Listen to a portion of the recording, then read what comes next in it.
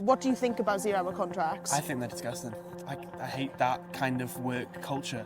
I don't agree on it myself. I think it should just be set hours.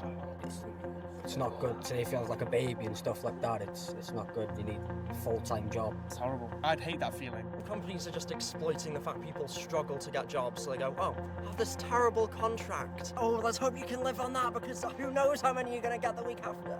Some good news is that the government are bringing in a law that bans exploitative zero-hour contracts. Do you think this is a good thing? Yeah, it is, to be fair. I think so. Yeah. That's incredible, yeah. That's a good thing. Nobody should be at a beck and call.